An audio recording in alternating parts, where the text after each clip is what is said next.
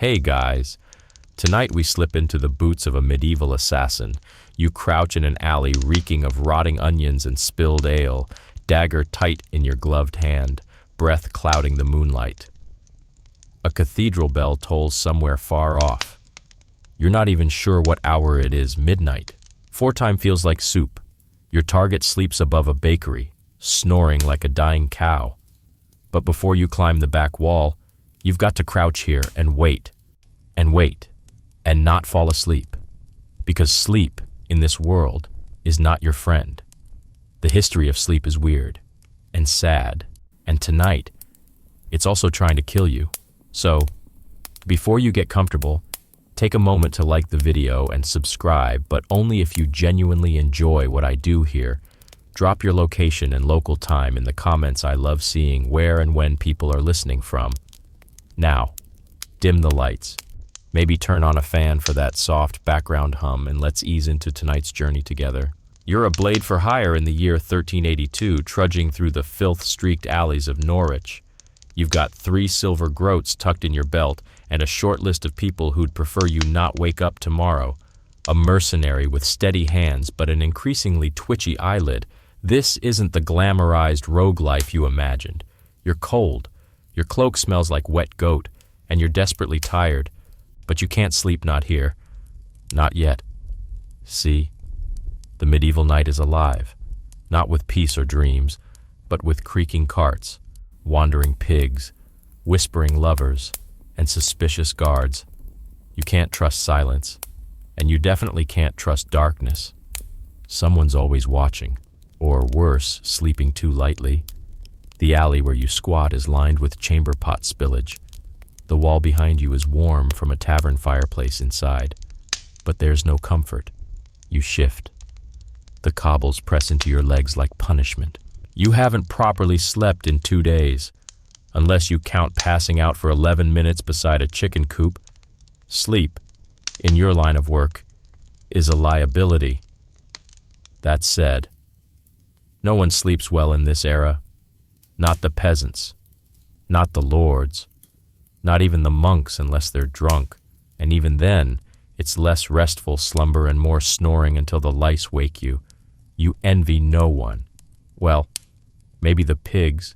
They at least get to nap in piles. Your eyes burn. You blink. You dig your fingernail into your palm to stay alert. You've done worse to yourself. Trust me. The city never fully sleeps. In theory, curfew bells ring at dusk and everyone should be indoors. In practice, the night belongs to sneaks and sinners. Bakers fire ovens before dawn. Butchers rinse blood down gutters. Night watchmen wander, yawning loudly. Prostitutes murmur from doorways like cats in heat. The church still rings the compline and matins, punctuating your insomnia with holy reminders that even God doesn't let people rest in peace. So you learn to nap like a bird, eyes half open, one ear tuned to movement, the other to breath. A strange skill, but not uncommon. Some historians think early humans evolved polyphasic sleep, resting in bursts, not stretches. That wasn't a choice. By the way, it was fear. Now, you inherit that fear professionally. You've tried finding better sleep. Inns loud, expensive, flea-ridden, barns drafty, and you wake up next to hooves, church steps. Risky God may be merciful, but the deacon's dog is not. Even noble halls are no better.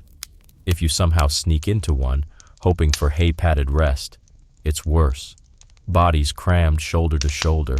People sleep sitting up or curled against walls. Everyone snores. Someone always farts. Pillows are rare, and they never wash them. You once tried using your own boot. Mistake. In a noble household, if you're not important enough for your own chamber, you're bedding down in the same room as a dozen people. Even the Lord might sleep with his servants in one long, drafty space if he's paranoid, which, you know, most of them are. Forget privacy. Medieval people didn't even have the concept of it like we do. If they saw you curled alone in a quiet corner, they'd think you were mad, or dangerous, or both, which, fair. And here's the thing, people just expected to be uncomfortable. Sleep was a function, like relieving yourself. You did it because you had to, not because it was pleasant. But here you are, assassin, lurking in the dark, envying the snoring oblivion of your mark above the bakery. You adjust the leather strap around your wrist. The hilt of your dagger has frozen to your palm. You breathe through your nose to stay calm, but the scent of piss and yeast overwhelms you. Why not just sleep during the day, you ask yourself, and sometimes you do. But that comes with its own mess. Day sleepers are suspect. People talk. And besides, the daytime brings flies, work whistles, screaming children, and hammering, always with the hammering. You remember once nodding off in a hayloft and waking to a goat licking your scalp. The farmer's daughter threatened to call the constable. You ran barefoot through nettles, wheezing like a broken bellows. It's not that you don't try to sleep. It's just that the world won't let you. And sleep deprivation, it changes you, makes your fingers twitch. Your timing suffers. You forget little things like which pocket your lockpick is in, or whether the baker's apprentice saw your face. You've hallucinated before. Saw a boy with no head reciting the Lord's Prayer behind a stable once. Turned out to be a scarecrow with a wind chime. Even animals mess with you. Owls hoot like they're mocking your insomnia. Dogs bark for hours and then fall asleep on their backs like smug traitors. And yet, you keep going. Because the job demands it. Because someone always wants someone else dead. Because in this time and place, sleep is for the sheltered. You're crouched in filth, waiting for a man to stop snoring so you can slip in and kill him before anyone notices. And then, maybe, if you're lucky, you'll sleep in a pigsty for 3 hours. Welcome to the world of medieval sleep. The snoring stops, your muscles tense, not out of fear habit. You've learned to read the rhythm of sleep like a musician reads tempo. When the wheezing halts for more than a few seconds, it's usually one of 3 things they've turned over. They're waking up, or they've died. You hope it's the first. You need them alive, at least for another minute. You scale the crumbling brick, boots finding purchase on a wooden beam warped by rain and time. One hand clutches the dagger hilt, the other balances your weight. You slip through a shutter left ajar for the bakery's oven smoke. And now you're inside smack in the middle of medieval sleep. Your mark lies sprawled on a rush-stuffed mattress, mouth open, drooling like a dog. His chest rises and falls. Alive. Good. But this isn't just a midnight kill job. It's more like a choreography of patience. And you've arrived smack between first sleep and second sleep. Yep, that was a thing. Back then, people didn't sleep in one big luxurious stretch like we do. They'd go to bed not long after nightfall, say 8 or 9 p.m. and sleep for 4-ish hours. Then, for an hour or two, they'd wake up, not groggy, not annoyed, just awake. They called this the watch, and it was almost expected. Some read prayers, others got up to check on livestock or rekindle the hearth. A few just sat and thought, the ones who had partners. Well, let's say historians agree that the first sleep interval was popular for rekindling more than just hearths. Afterward, they'd drift back into second sleep until dawn. You think that sounds awful? That's 2 vulnerable windows for you to be discovered. Great. Scholars still argue whether this biphasic pattern was natural or a result of social conditioning. Maybe the darkness stretched too long to sleep straight through. Maybe firewood was too precious to keep a room cozy all night. Either way, the in-between hours, those wakeful watch times, were your nightmare. Because guess what? If someone's awake and listening, your job just got harder. The man before you is definitely still in his first sleep. You watch his fingers twitch beneath a wool blanket. His toes peek out like pale worms. His breath stinks of mead and sausage. He'll wake soon, stretch, maybe roll over and mumble about cheese. You need to be gone by then. You crouch by the hearth, long cold, and glance at the single beeswax candle stub flickering on the floor. Light like that costs money. More often, peasants used rushlight's reeds soaked in fat, which smelled like burning feet and lasted 20 minutes if you were lucky. You snuff the candle with a pinch. Safer in the dark. He shares the room with 3 others, 2 children, snoring in unison. A mother, facing the wall, muttering in sleep. You guess by her twitching fingers that she's dreaming, which brings you to another wrinkle of medieval sleep dreams mattered, and not in the weird subconscious way you think of now. They believed dreams were often divine messages, sometimes demonic ones. A nightmare could be a warning from God, or indigestion. People wrote dream books with elaborate interpretations if you dreamed of bees. It meant gossip, dream of losing teeth, death in the family. You once knew a man who dreamed of drowning and woke up so afraid. He refused to bathe again, ever. You shake off that thought. The bakery wall clock is really just a carved sun-face shadow marker, but the hearth ashes tell you it's around 2 a.m. deep between first and second sleep. The room is thick with breath and mold. You listen. Nothing but the soft shifting of sleep-heavy bodies. You reach toward your target.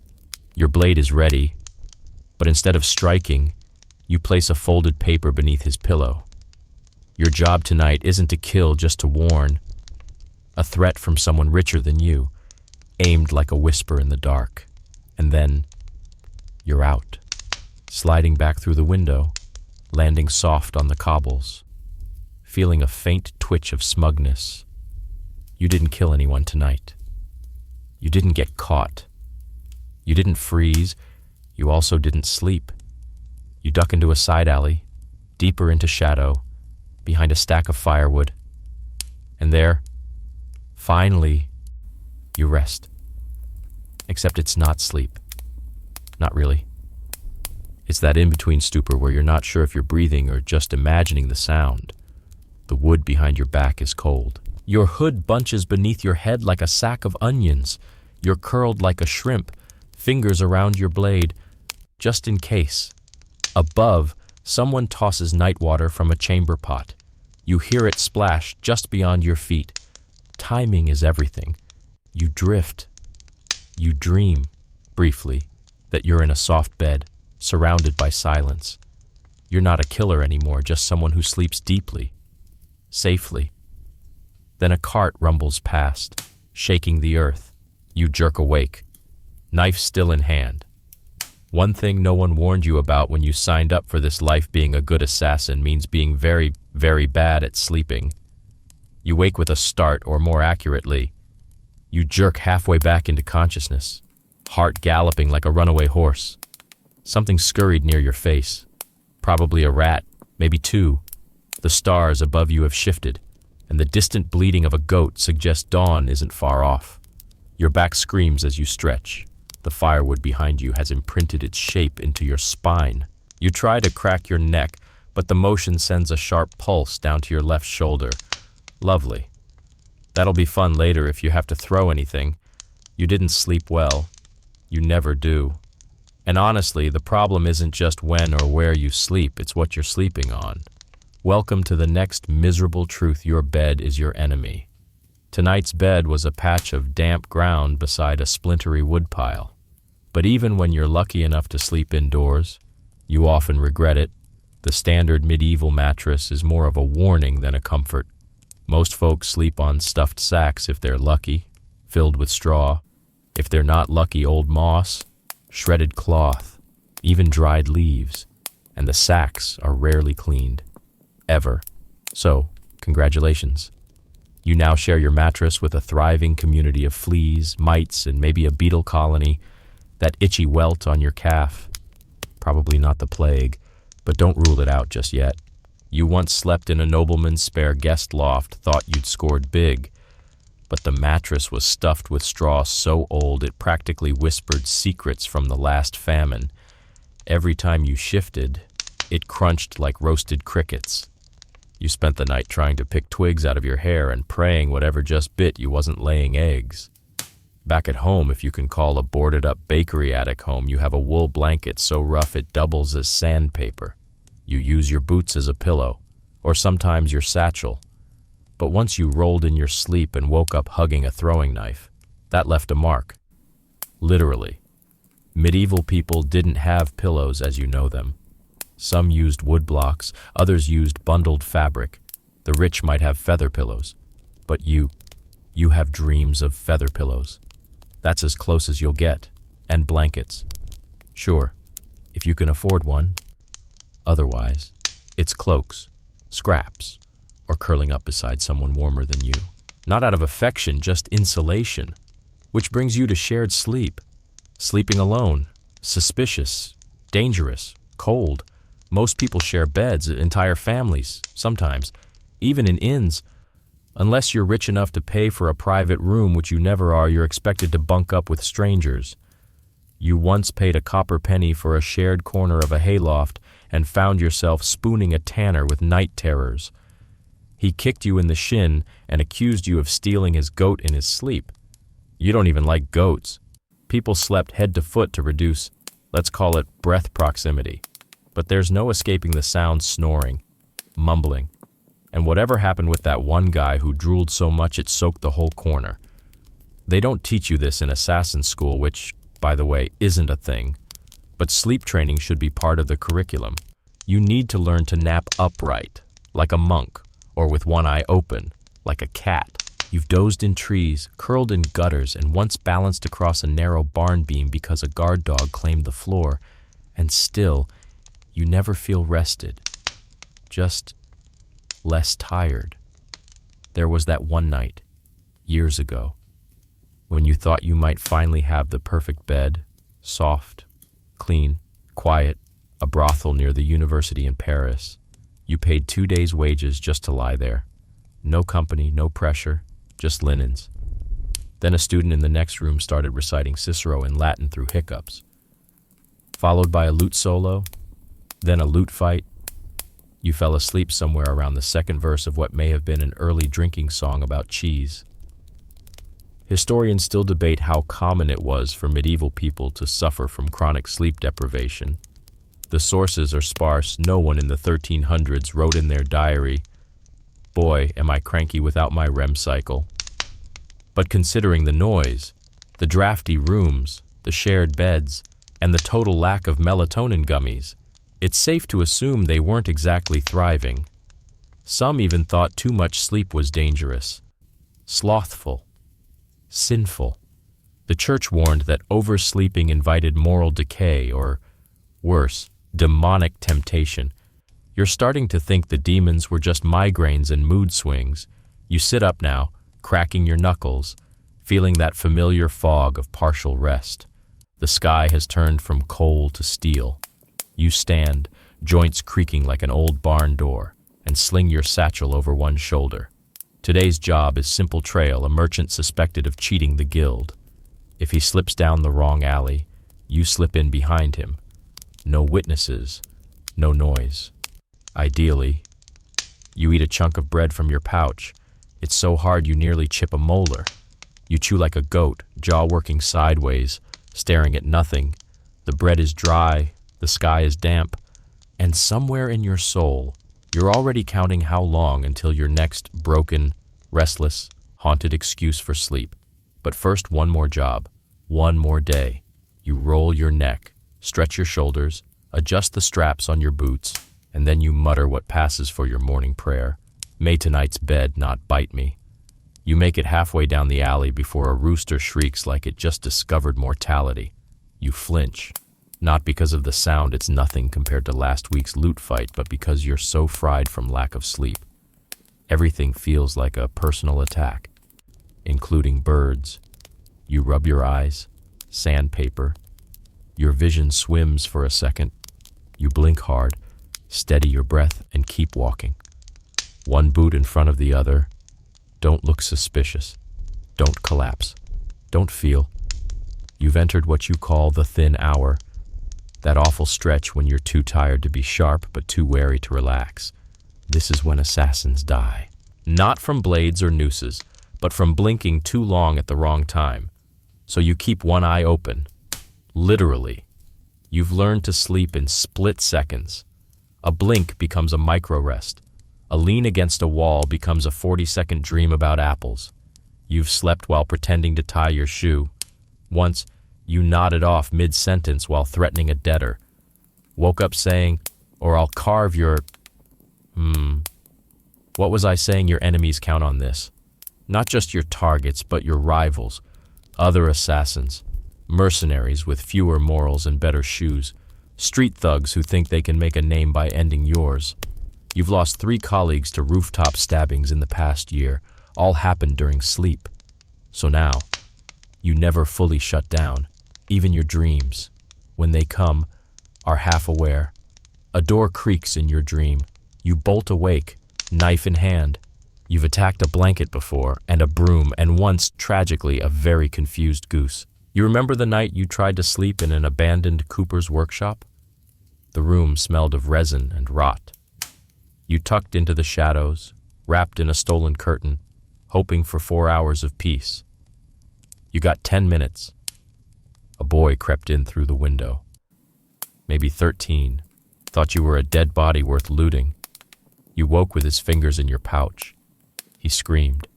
You nearly gutted him. He ran, weeping. You didn't follow. You just sat there, heart pounding, wondering how long before someone came back with questions. You didn't sleep again that night, or the next.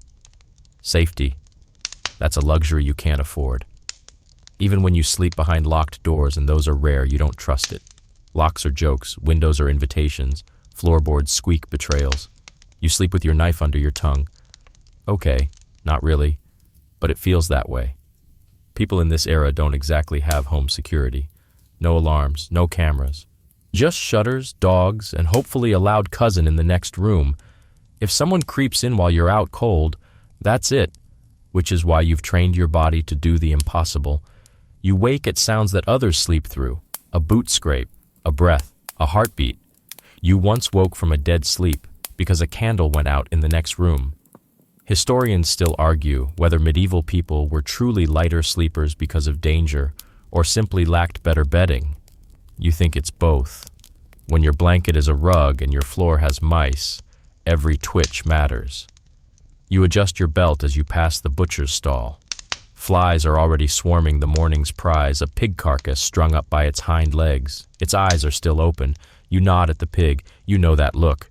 You grab a heel of bread from a vendor. It's stale, but it's food. You chew mechanically, eyes sweeping the market.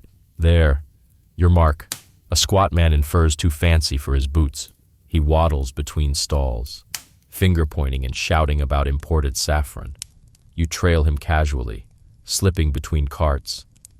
Your mind tracks him, but the rest of you half asleep. It's like watching your body on autopilot.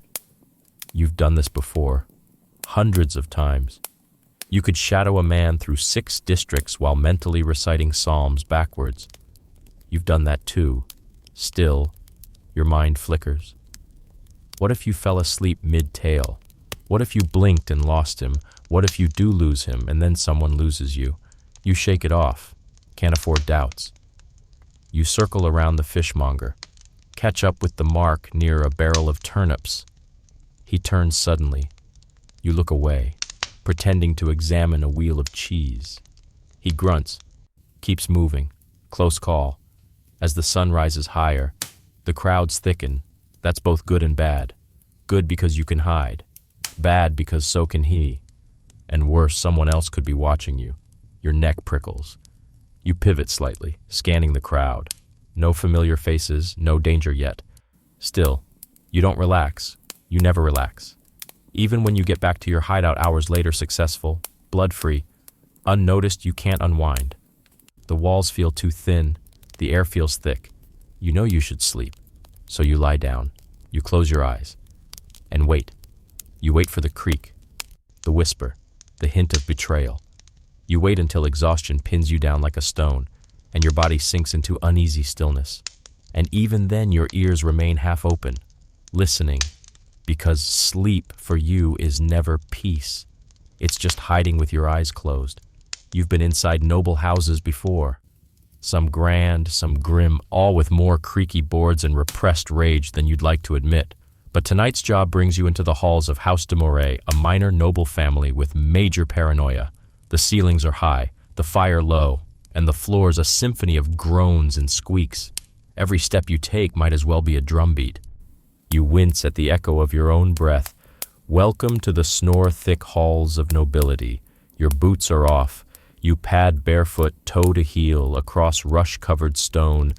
The rushes aren't for decoration, they're to catch the muck, which means your feet are now in last week's soup, this week's ale, and maybe someone's dropped tooth. Still, it beats walking across polished marble.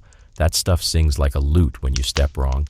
The man you're here to watch, maybe eliminate, maybe just follow, is asleep somewhere on the second floor, allegedly. Nobles never sleep alone, though you've learned this the hard way. See, sleeping arrangements in noble houses are intimate. Even the wealthy don't always sleep solo. Their bedchambers often double as council rooms, dressing rooms, and sometimes impromptu dog kennels. And the lord himself often flanked by squires, pages, or a wife who definitely hates him. You make it past the buttery without issue. A soft gurgle and a fart echo from somewhere nearby. You're not startled. You've come to expect both. Because here's the deal, medieval nights were loud, especially inside castles. You'd think stone walls would mute sound. They don't. They reflect it, amplify it. A snore from the next room might as well be under your pillow. A cough from the floor below feels like someone hawking into your ear. And it's not just snores.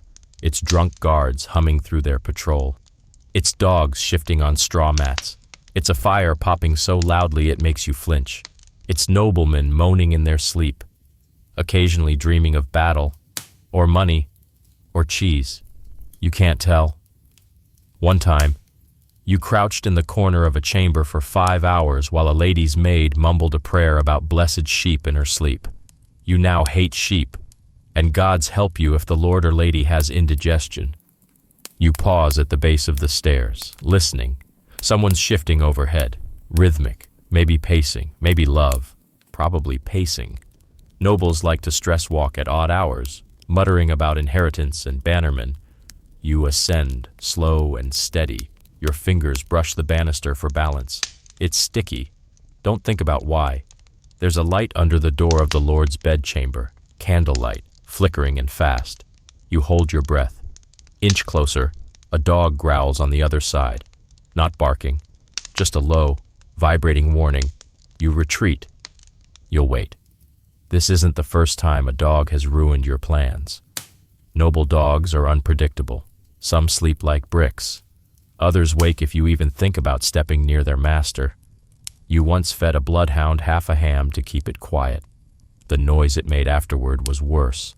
So you crouch in a linen closet, nose full of dust, and wait for the candlelight to go out.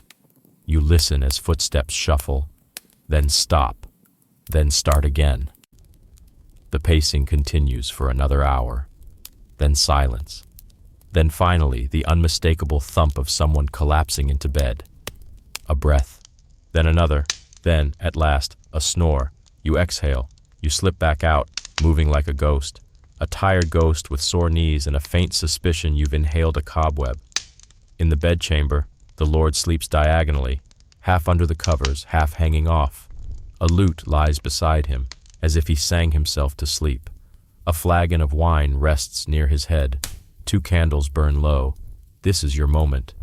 You step forward, but then pause, because from the shadowed corner comes a second sound, a deeper snore. You hadn't planned on 2 people. The shape in the corner stirs. You freeze, not even a breath. Your foot is midair, your balance perfectly tilted like a human table. The figure snorts and turns over. It's a squire, maybe 17, hugging a pillow like it owes him money.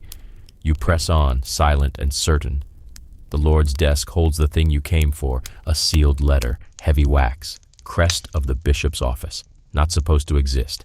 You slip it into your pouch. The floor creaks on your way out, not loud, but enough. The dog lifts its head. You sprint, down the hall, across the stairs, through the buttery. You leap over a stool, smack your elbow on a beam, curse under your breath, behind you, barking, shouts. A clatter.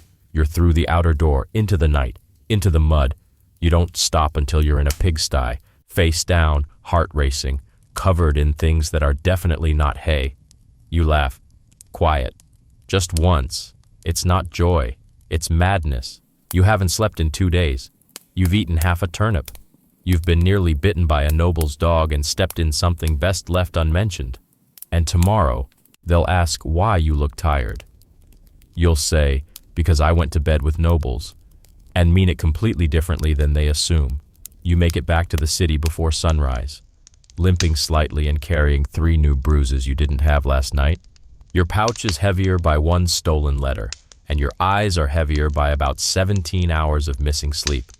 You need to stay awake a little longer, though just until you can hand off the letter, collect your coin, and not pass out in a horse trough. So, like every sleep-deprived medieval assassin with a job to finish, you do what any desperate soul might do. You choose something strange. The root is dark and bitter, stashed in a paper packet hidden in your boot. The apothecary called it calamint, or maybe wolf tongue, or possibly blessed weed of St. Erasmus. Names didn't matter. It was supposed to keep you alert, keep you sharp, keep you from falling face first into a pile of turnips during critical moments. You pop it in your mouth and chew. Instant regret. It tastes like burnt mint soaked in horse tears. Your gums go numb. Your lips tingle. Your heartbeat starts doing a little drum solo on your ribs. You're awake now. Oh yes, very awake. Maybe too awake. This is the gamble of herbal remedies. People in your time don't have coffee. No espressos, no Red Bull. If you want to stay awake, you turn to folk cures, superstition, and whatever suspicious moss a traveling monk is selling for 3 coins in a song. Need a quick jolt of clarity. Maybe try Betony Good for melancholy vapors and possibly mild poisonings. Want energy through the night mandrake root, assuming you don't mind hallucinations and the occasional urge to sing at the moon. Can't fall asleep later. There's always poppy syrup if you enjoy the risk of never waking up again. You once tried a dried toad bladder soaked in vinegar. That was a dark week. Historians still debate whether these concoctions had any real effect, or if they were just placebos wrapped in medieval desperation. But you know this much something's happening. Your fingers twitch. Your thoughts speed up. You're halfway through planning your next 2 jobs before you realize you've chewed through the paper packet. And the side effects?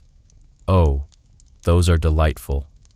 You begin to see things. A man on the street walks past you carrying a goose. But the goose has your mother's face. You blink. Gone. You keep moving. The buildings ripple slightly, the bricks breathe, the shadows smile, just a little. You duck into an alley and splash your face with rainwater from a barrel. It helps, sort of. You sit there for a moment, head spinning, knees shaking, breath short. You used to laugh at tales of green dreams and fairy visions. Now you know better. Half the city's healers are either well-meaning herbalists or absolute maniacs with a jar of crushed beetles and a prayer. You never know which until it's too late. You once drank a focus potion made of honey, sage, and chicken bile. It made you focus. All right. You focused so hard on a crack in the wall that you missed your mark entirely. He lived. You still regret that one. The side of your vision catches motion except there's nothing there. You blink. It's gone. You focus. Deep breaths. You need to stay functional long enough to finish this job. You make your way to the contact point, an old tavern cellar disguised as a barrel storage. You knock the right rhythm. They let you in. Dim torchlight. Smells like cabbage and spilled secrets. You hand off the letter. The man you meet is older, wears rings on every finger, and talks like he's got a mouthful of coins. He pays you with silver. You thank him with a nod, trying not to sway on your feet. He offers you a seat, but you decline. You're afraid you'll fall asleep and never get back up. The route is fading. The twitchy energy crashes into the weight of your exhaustion like 2 oxen colliding in your brain. You need sleep. Now. Somewhere. But first food. You stagger into a bakery and point at something round. You don't even care what it is. The baker hands it over. You chew. It's dry. Possibly a rock. Then you find a half-collapsed shed behind a cooper's yard. No one's there. It's quiet. There's straw. A miracle. You crawl inside. Wrap your cloak around your shoulders and collapse. You barely have time to draw your dagger and tuck it beneath your ribs. And then finally sleep comes. Not gently. It crashes over you like a sack of bricks. You dream instantly of forests that whisper and eyes that glow, of chasing shadows that turn into flames, of wolves reciting poetry. You wake 40 minutes later with your mouth open, drooling onto a plank, and absolutely no memory of who or where you are. For a second, you think you might still be dreaming. Then a rooster crows. Loudly. You groan. There is no peace, not even in sleep. By the time you're upright again, it's mid-morning, and your head feels like it's been hollowed out and refilled with stale bread. Your mouth tastes like dust and regret. Your limbs ache, not with the pain of injury, but with the deep, sticky soreness of a body that's been running on fumes and bad choices for too long. You stretch until your spine pops, then pull on your cloak and step out of the shed into the noise of the street. And oh, the noise. Medieval towns do not whisper. They shriek, they bang, they slam and clatter and belch smoke and sound from every orifice. And just your luck, you've emerged above a fishmonger's stall, one of the loudest, wettest, and worst-smelling corners of the city. Fish guts in the gutter, seagulls screaming like banshees, a man bellowing about eel discounts. Somewhere nearby, a baby cries with such enthusiasm, you briefly wonder if it's possessed. You haven't even had your morning water yet. This assassin is what passes for recovery in your world. You steal 3 hours of uneven sleep, then get dropped straight back into the chaos like a bean in a stew. No gentle transitions, no quiet coffee shop playlists, just sweat, rot, and noise. You push through the crowd, squinting at the light like a man born underground. Your legs work, sort of. Your brain, less so. You're meant to be watching someone today, a merchant, or maybe a priest. You honestly can't remember. You stop in front of a bread cart and pretend you're interested while trying to recall your assignment. That's when you feel it, the creeping sensation of guilt. You don't get many moments to dwell on what you do. But when you're this tired, when your body is sagging and your mind isn't racing fast enough to drown out your thoughts, the guilt finds its window. The faces come back. The Mark from last winter who begged for one more breath, the widow who looked you in the eye and didn't flinch, the child who watched you disappear into an alley and will probably tell that story for the rest of their life. If they live long enough, you bite into a roll that tastes like old wood. Guilt and bread, your breakfast of champions. Historians still argue whether medieval assassins were common or just folklore exaggerations. You'd argue the truth doesn't matter. What matters is that people believed in them, feared them, paid for them, hunted them. You shift to a quieter street, or what passes for quiet here. A tinker bangs on a pot, and a dog is barking at what might be a turnip. You pass a drunk singing to himself, at least you think he's drunk. He could just be cheerful, which in this time and place is a suspicious trait. You duck into an alley behind the blacksmiths and sit on a barrel. You need to rest. Again, not sleep. Just not be standing. Just for a minute. Your eyes close. And suddenly, you're back in the inn, 2 weeks ago, where you tried to sleep in an actual bed. A good one. Wooden frame. Thick straw. Even a sheet. Though it was stained with something that could have been ink, or could have been blood 50/50ths, really. It should have been perfect. But the room was above a tavern. And taverns, as you know, don't sleep. Below you singing, shouting, stomping. Above you mice playing tag in the rafters. Beside you a wall that didn't quite reach the ceiling, through which you could hear your neighbor muttering his entire life story to what you think was a jar of pickles. You lasted 20 minutes before giving up and curling under the bed instead. It wasn't comfortable, but at least it was quieter. Kind of. Someone once told you to try meditation. You laughed until you pulled a muscle. Still, in moments like this, you try, you breathe, slowly, in through your nose, out through your mouth. The noise fades not because it stops, but because you stop fighting it. You let it wash over you. A cart rumbles by. A woman scolds her child. A pigeon lands on your boot and eyes you suspiciously. You rest, but you don't sleep. You can't. Not here. Not with the city humming and the guilt whispering and the memory of last night still clinging to your skin.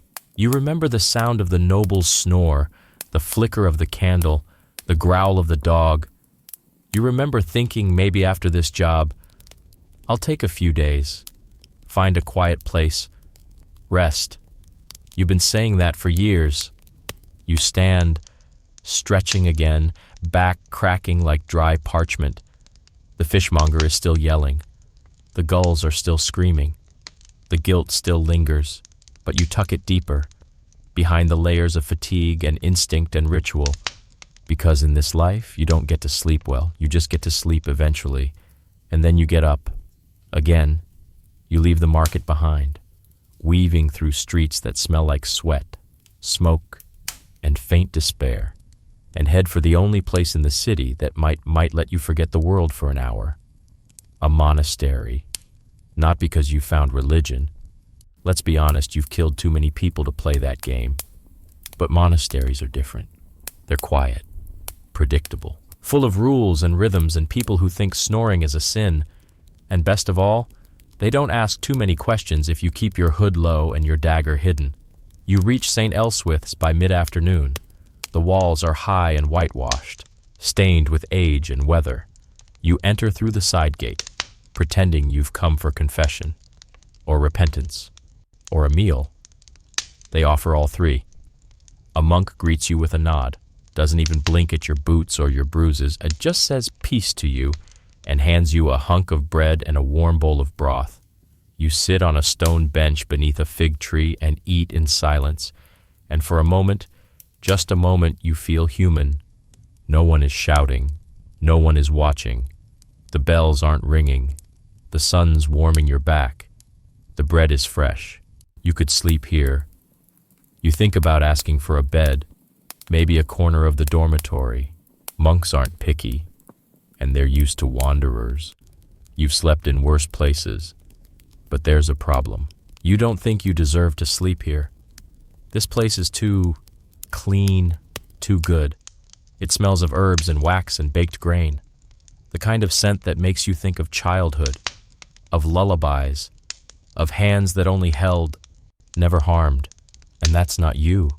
Still, you wander the cloister. You walk slow, like someone not planning anything. Past arches carved with saints and sins. Past a garden where lavender grows in neat rows. Past a chapel where someone is chanting quietly in Latin.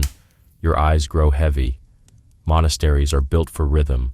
Prayer, meal, work, sleep, repeat. It's like a lullaby made of bells and soft sandals. You duck into a side chamber, a small one. Candles flicker on a wooden altar. A straw mat lies in the corner, maybe used by a scribe or a novice in need of solitude. You sit, you breathe, and your body sinks, not into the mat, but into memory. You think of the first time you killed someone, and not in detail, your mind won't let you, but in sensation. The silence after, the thud of the body, the weight in your stomach. You didn't sleep for 3 days. Then you think of the second. Easier. The third, you forgot his name.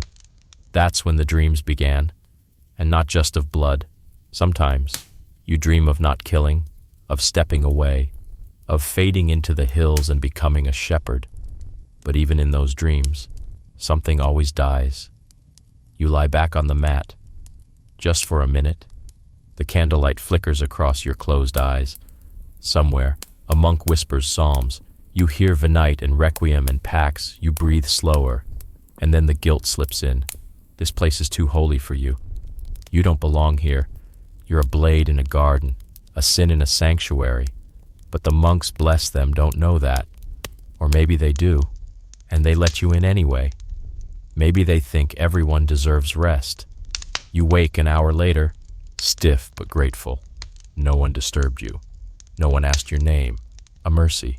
Before you leave, you pass by the chapel and see a boy lighting candles. He looks up. You nod. He nods back. No words. Just two people who carry more than they show. You slip out the gate as the bells ring for vespers.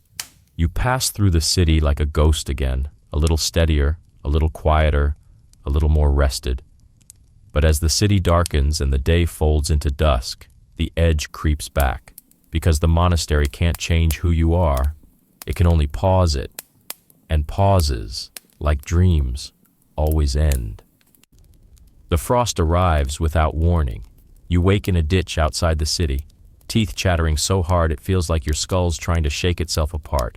The ground beneath you is frozen solid, and your blanket, if you can still call it that, is stiff with dew. You curl tighter. You try to shield your face with your hood. It doesn't help. Cold like this isn't something you endure. It's something you survive.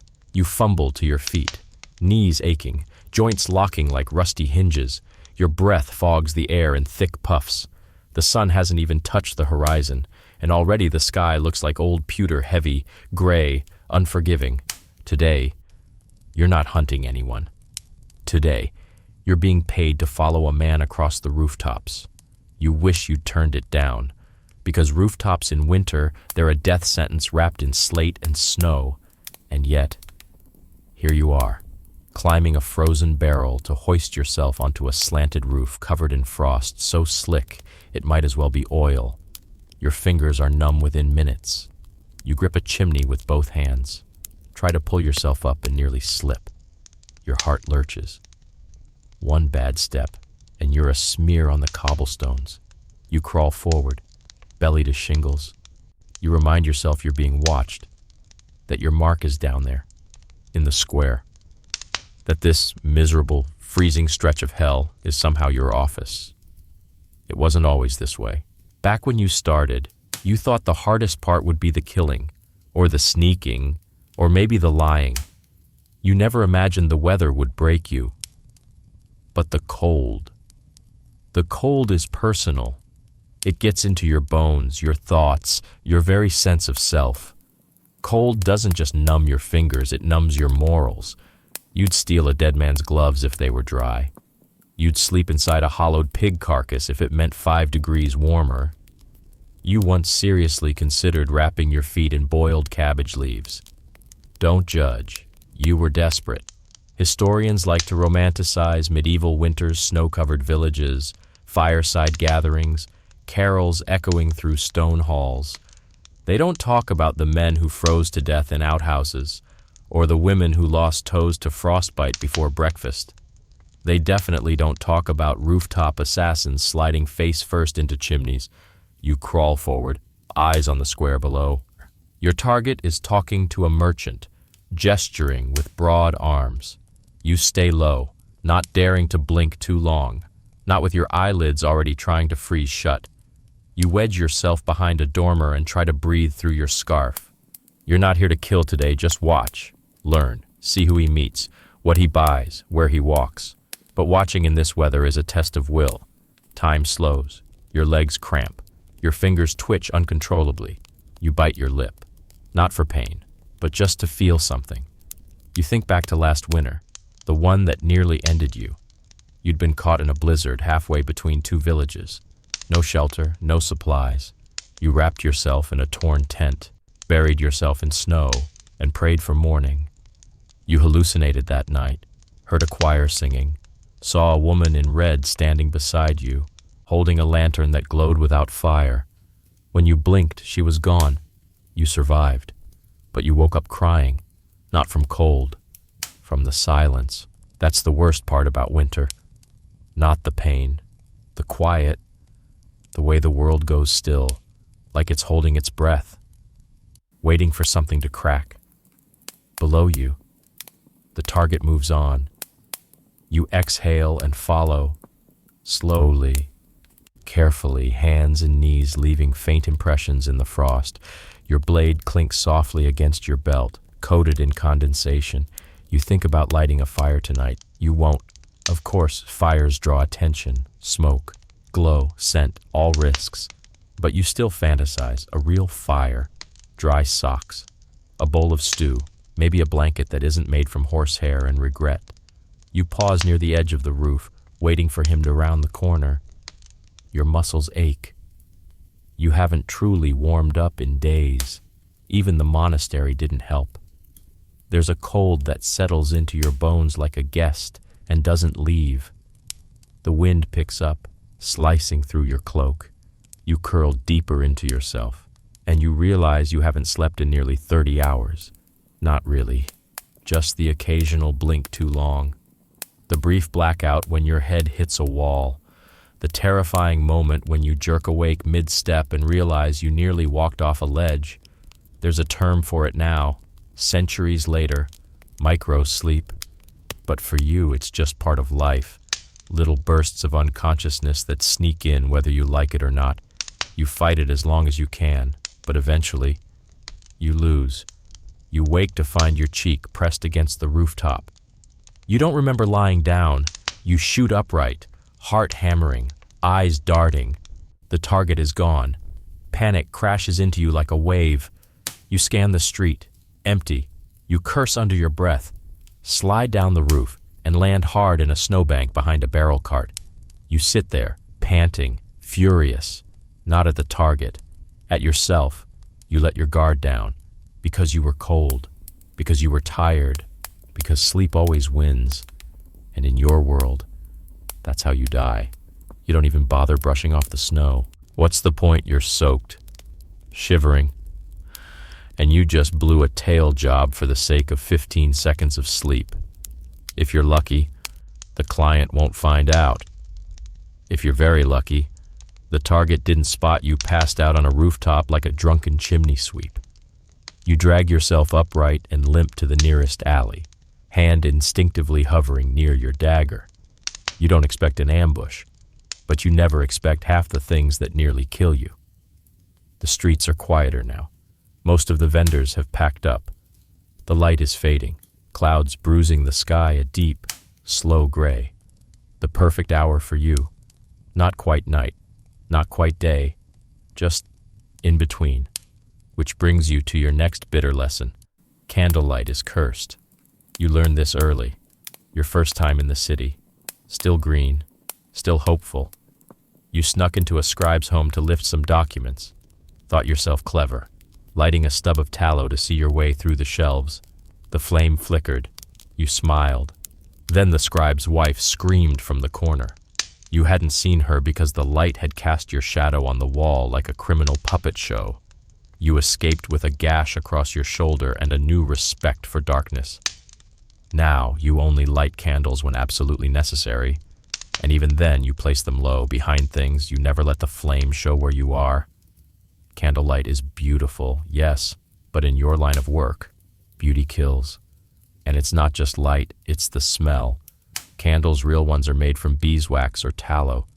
The rich get beeswax, sweet, clean, noble.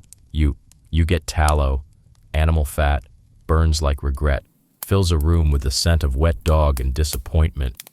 You once tried to track a mark through a tenement and nearly passed out from the combined fumes of 15 tallow stubs. Your head spun for days. Even now, you can smell it. From the window above, a poor family's single candle burns away the last of their coin. They'll be asleep soon, or trying to be. You envy them. You press forward. One of your safe houses is nearby an attic above a cobbler's shop. The cobbler doesn't know you're there. You pay the maid 3 coins a month to leave the back latch open. You slip inside and ascend the narrow stairs. Each creak is a prayer, each shadow a test. Inside, it's dry, cold, but safe. You sit on the floor and let your body sag. Every muscle loosens. You don't light a candle. You know better. You sit in darkness, and darkness, at last, feels kind. You remove your boots. Steam rises from your socks. You flex your toes and wince. One's gone blue. You'll deal with that later. You lean back against the wall, and that's when the dreams come. You're not asleep yet, but they sneak in anyway. Flickers behind your eyelids, voices, shapes, a cathedral with no roof, a well with no bottom, a face you forgot years ago, mouthing words you can't hear. You shake it off. No candle, no fire, no noise. You're a shadow inside a shadow. And yet, sleep won't come easy, because you've trained yourself too well. You've taught your body not to sleep deeply. You've conditioned yourself to wake at every creak, every breeze, every imagined footstep. You've convinced your instincts that silence is danger, not peace, so now, even when you're safe, your body doesn't believe you. You lie in the dark and think about all the times you've almost died in places just like this. On rooftops, in basements, in haylofts and wine cellars, behind walls, beneath beds, once inside a barrel. You remember a friend, one of the few you ever had, who said he couldn't sleep without a candle burning? It made him feel like someone was watching over him. He died in his sleep. You think of him now. You wonder if the candle burned out before he did. You close your eyes. You drift. Then a board creaks downstairs. You bolt upright, hand on your knife. Nothing. You listen. 10 seconds, 20, just the wind. Maybe the cobbler's dog. Maybe the maid checking the latch. You wait another minute, then lie back down, eyes wide open. This is what sleep is now, a battle between exhaustion and fear. One of them will win eventually. You just hope you're still breathing when it does. You stay in that attic for another 2 days. Not because you're hiding, though you are. Not because the cobbler's maid forgot to relatch the door, though she did. No. You stay because you've reached the kind of tired that sinks into your bones like damp. Not exhaustion. That's something you can recover from. This is paranoia, because word is out someone's looking for you. And you know how this works. You've been on the other side of it too many times. The coin goes out, the whispers follow, and suddenly every drunk in every tavern thinks they've seen your face. You used to sleep because you were tired. Now, you don't sleep because you're terrified. You spend the nights curled in a ball, blade clutched to your chest, every muscle tense. When your eyes close, they flutter open again within minutes, not because of a noise, just in case of one. You don't dream anymore. You don't even rest. You stall, like an engine spinning without fuel. Outside, the city doesn't care. The bells still ring. The carts still roll. But for you, every knock at a door is a blade unsheathing. Every bootstep is someone you wronged. You've never been famous, but you're known. Known enough that if a certain duke gets drunk enough to reminisce, your name gets mentioned, and names like yours come with prices. You thought you were careful. Turns out, careful only buys you time, and time is running out. You try to sleep. You really do. You even go so far as to borrow a sleeping draught from a hedge witch in the market. You don't trust her. She smells like pickled onions and judgment, but she swears it'll soften the world for a night. You drink it, wrapped in your cloak, curled beside a window like a cat, and for the first time in days, your muscles loosen. Your thoughts drift. Your breathing slows. But just before you fall under, just as the edge of sleep reaches for you, you hear it. 3 taps. Soft. On the shutter. You freeze. Not a dream. Not your imagination. Real. Someone is out there. Watching. You don't breathe. You don't move. You press your back to the wall and count to 30. The taps don't come again. But sleep gone. You sit up. Heart pounding. Adrenaline flushing the tincture from your system like a dam bursting. This is the price of your name. You made it. You survived. You completed every job. You left no loose ends except the ones you didn't know about. You moved like smoke, vanished like fog, killed without a whisper. And still, someone remembers. They always do. You remember them too. That old merchant in Bruges with the shaking hands. The girl in red with the green eyes and the hollow laugh. The pirate with the stitched mouth. The bishop's nephew. The apprentice with the silver tooth. The baroness. You remember the jobs. But you also remember the moments after. The silence. The way the air felt wrong. The way your hands wouldn't stop shaking no matter how clean they looked. You were good, but you weren't perfect. And perfection is the only shield that might keep you alive in your line of work. Historians sometimes wonder why so many figures from your century were paranoid, why they built moats around already defensible castles, why they bribed guards to guard their guards, why they stopped trusting their own children. The answer is simple. They couldn't sleep. Not really. Not without wondering who they'd wronged, who they'd forgotten, who was hiding in the dark with a dagger and a memory. You're no noble. But you understand.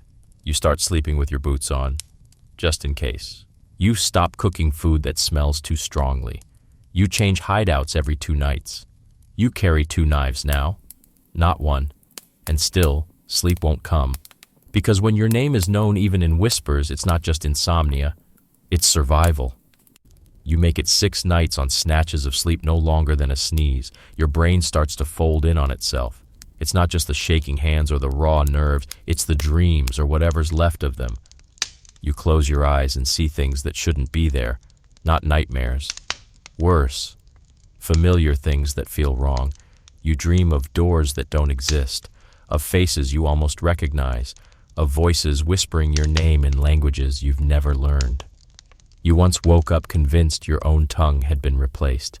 You spent an hour staring into a puddle, waiting for it to look normal again. This is what sleep does when it has to sneak in through the cracks. And when it finally comes deep sleep, real sleep, it drops you into a place so far from reality. You don't want to come back. You're in a field, quiet, grass up to your knees. You're barefoot. The sky is soft. No shadows, no blood. Someone is singing. You don't recognize the tune, but you hum along. You wake with tears on your cheeks. You'd cry more often, if it didn't make noise. Sleep, once an annoyance, has become your secret craving. You can't chase it, though. Chasing sleep is like chasing fog. It slips further the harder you run.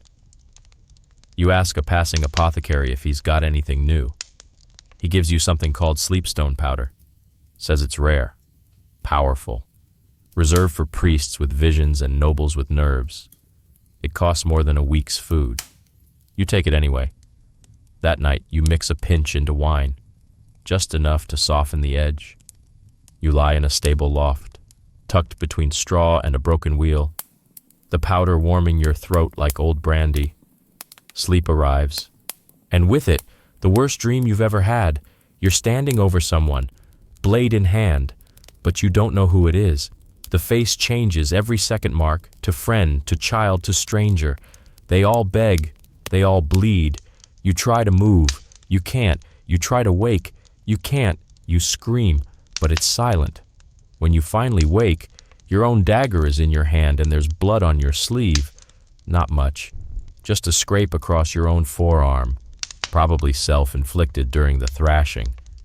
You hope you don't touch the powder again, but it doesn't stop the dreams, or the sleep hunger, or the strange shift that starts creeping into your thoughts.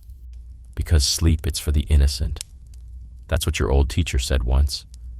The man who taught you how to vanish in plain sight, how to lie with your heartbeat still, how to fake sleep until your target turned their back. He told you, sleep is for clean souls, and yours is mud-soaked. You used to laugh that off. Not anymore. Because every time you do sleep real sleep, the kind that pulls you down hard, you wake up further from yourself. You dream of things you didn't do, or don't remember doing. You once dreamed you saved someone, a child, carried her out of a burning house. Her name was Anya. You woke up smiling, then remembered no such job, no such fire, no such child. You started to cry, then stopped, because you didn't know whether it was grief for a real loss or grief for a dream. Historians write that by the late Middle Ages, interest in dream interpretation declined sharply. The church discouraged it, called it superstition, said it opened the door to heresy. You understand why. Dreams lie. Worse, they tell just enough truth to make you listen.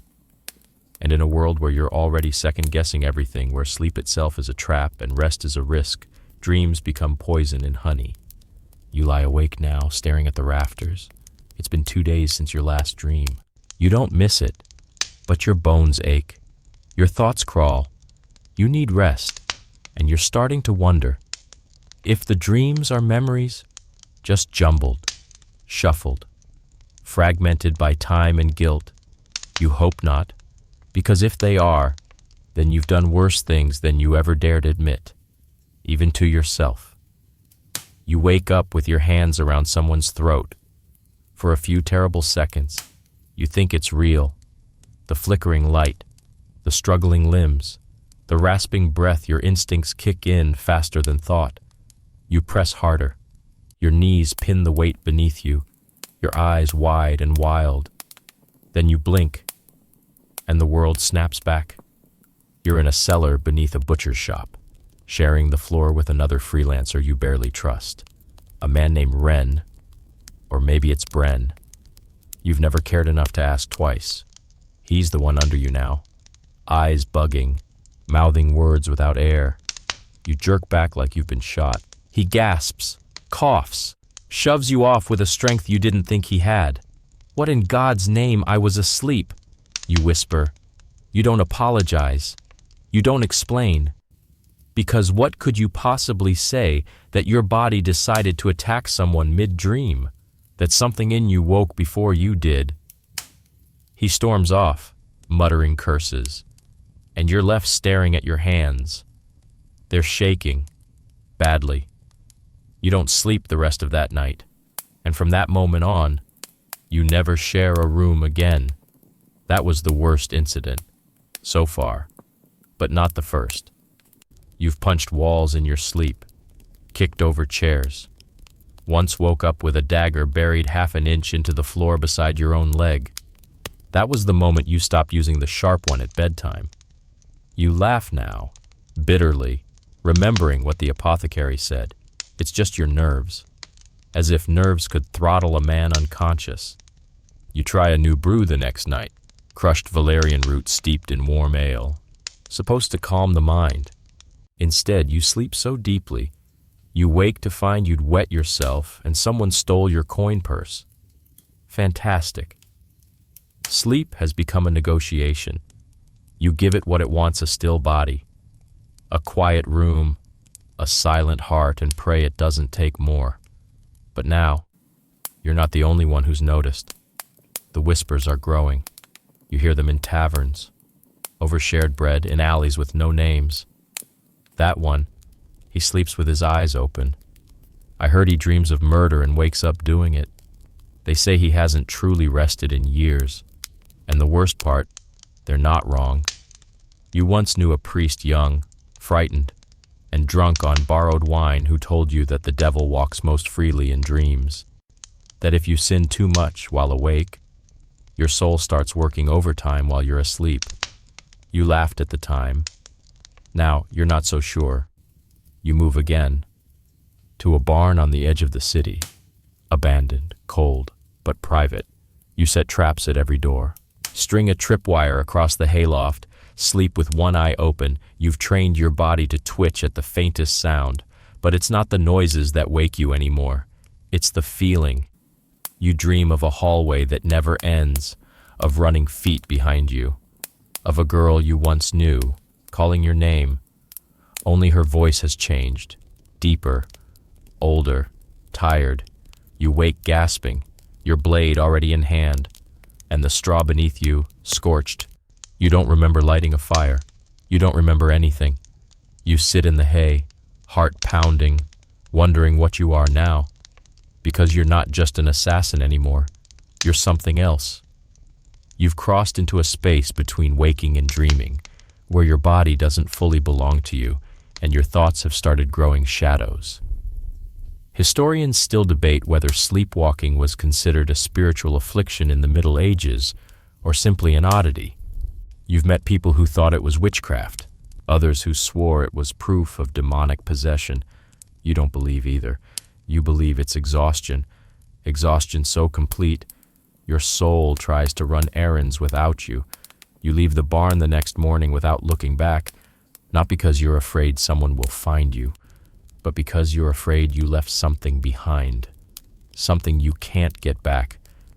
There's a moment right around hour 36 without sleep where your body stops complaining and starts pretending.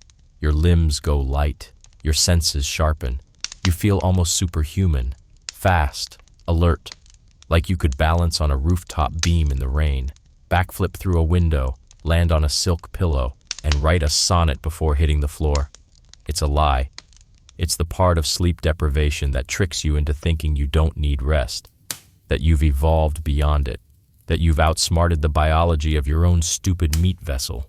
You believe this for about 4 hours. Then you start seeing things that aren't there. You've been walking for an hour now, following a contact across the outer districts, and you swear the cobblestones are pulsing, just a little, like waves under your boots. You rub your eyes. The sky swirls when you do. You blink and see 2 moons. Neither one looks quite right. You pass a market stall and hear the fishmonger call your name, but when you turn, it's a dog, talking in perfect Latin. You sit down, just for a minute, and when you look at your hands, they don't feel like yours. You've reached the broken clock phase. Your circadian rhythm toast. You no longer sleep at night, or day, or at all. Really. You just collapse when your body gives up, like a puppet with cut strings.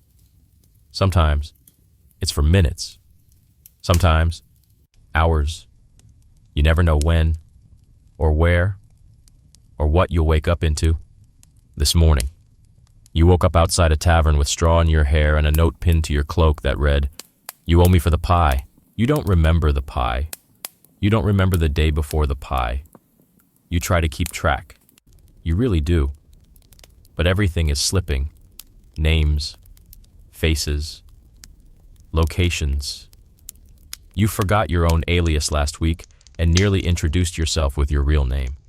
You've never done that before. You tell yourself you'll rest tonight. A real sleep. You'll find a cellar, board the door, line the walls with powder and nails, and sleep for 12 straight hours. But tonight comes, and your hands won't stop shaking long enough to light a lamp. Your breath keeps catching in your chest. You forget why you stood up. You forget where you put your dagger. You lie down, fully clothed, eyes wide, heart racing.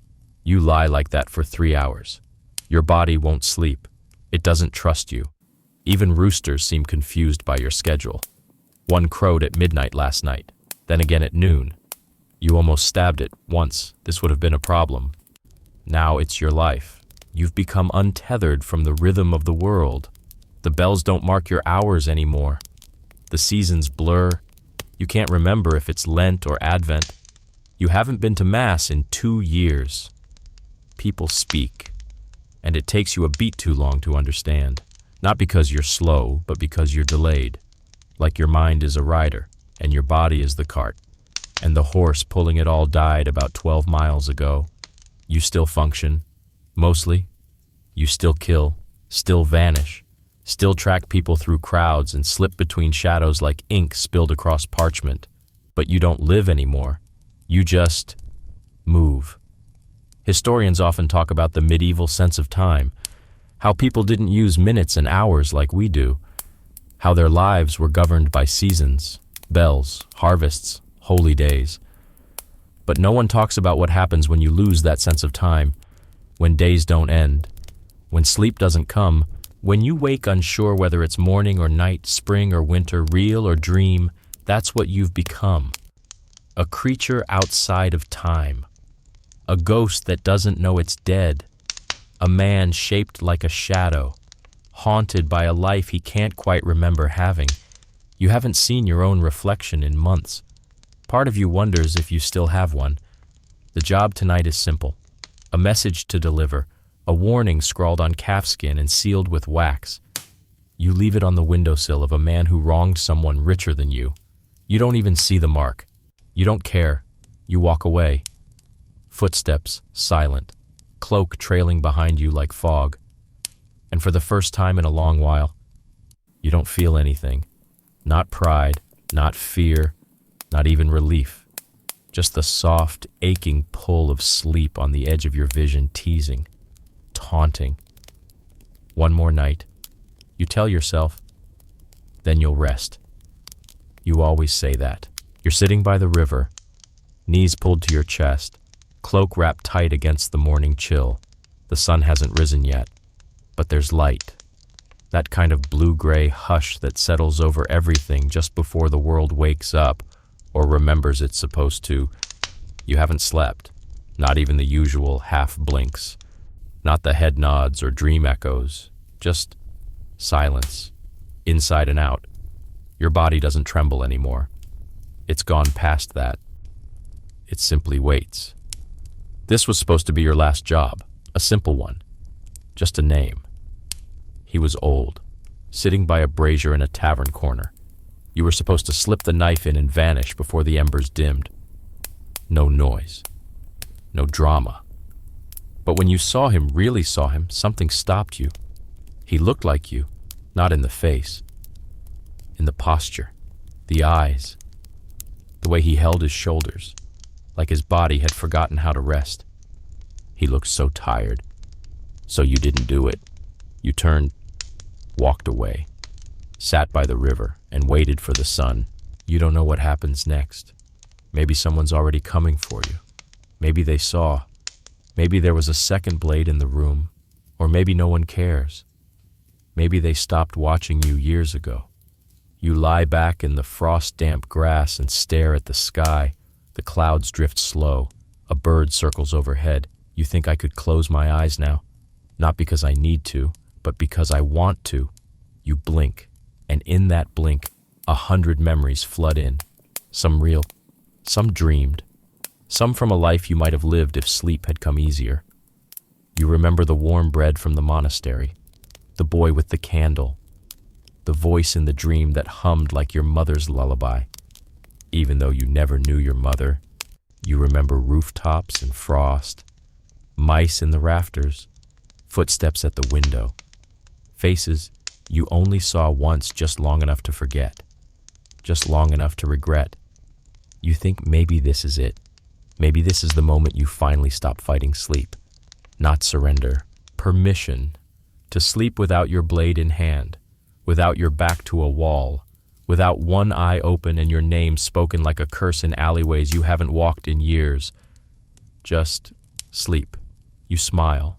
It's small, faint, feels foreign. You lie still. The wind sighs through the reeds. The river gurgles softly, like it's singing you to rest. And you let your eyes fall shut, for the first time, not as an assassin, not as a shadow, just as someone who's tired. And then the river drifts by, slow and endless. No footsteps chase you now. No voices call your name.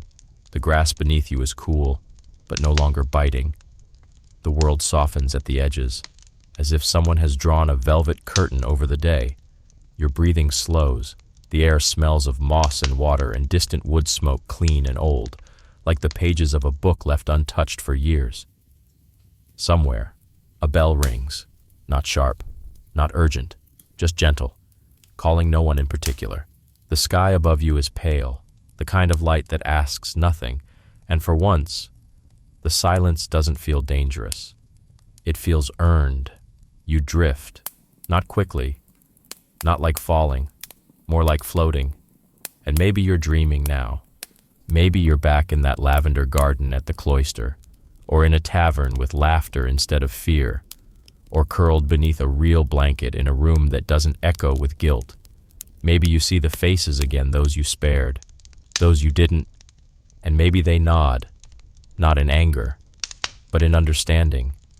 You are no longer a blade, no longer a name whispered in dread. You're just someone who wants to rest, and now you do. Sleep comes not as a thief, not as a trap, but as a long-lost friend, and you go with it, quietly, completely, finally.